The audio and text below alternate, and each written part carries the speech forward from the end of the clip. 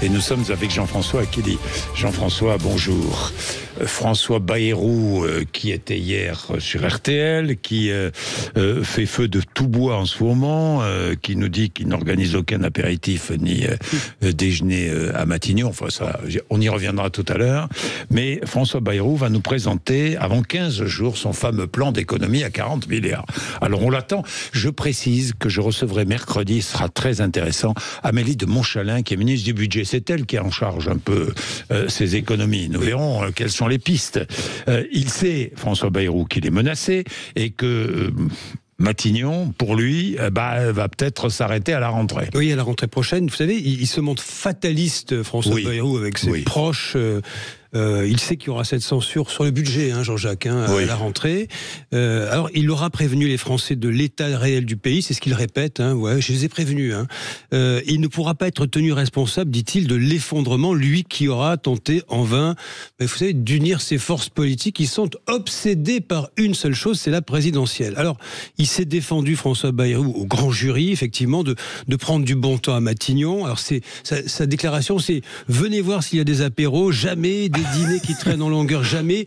Je vis frugalement. » Ça, c'est pour répondre au bashing.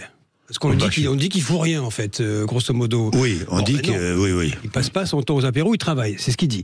Et il a fait ce constat très pessimiste, il dit... On peut travailler et boire un apéro de temps en temps. On peut le faire, c'est même plutôt conseillé d'ailleurs. Ça va mieux après. Ça détend.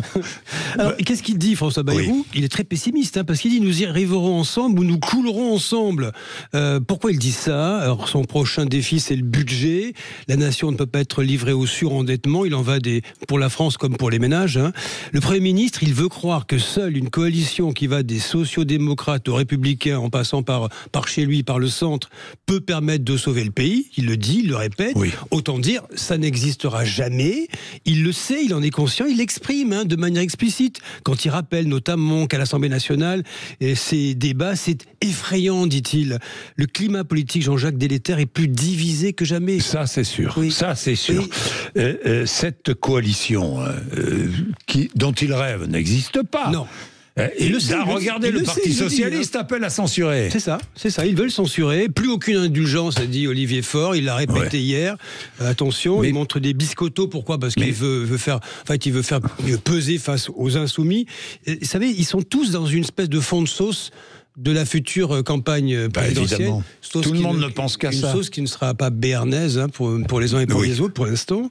Vous ajoutez Marine Le Pen, qui, elle, de son côté, la présidente du Rassemblement national des députés, qui dit, elle, qui n'exclut pas une nouvelle dissolution, qui dit à ses troupes, préparez-vous. Ça devient fou, là. Ça devient fou, moi je suis d'accord. Ils ne pensent qu'à la présidentielle, mais tous et toutes. Et l'avenir du pays dans tout ça. François Bayrou essaie de parler de réforme. Il parle de la retraite, des retraites.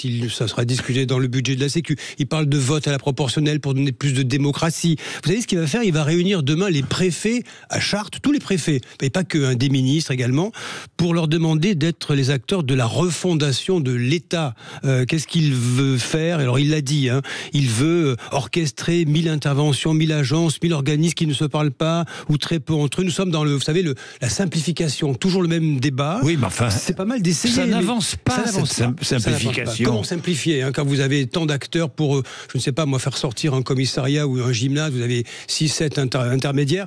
Alors, le gouvernement, vous savez, il cherche aussi 40 milliards, chacun y va de son plan. Est-ce que tous les acteurs se parlent? Non.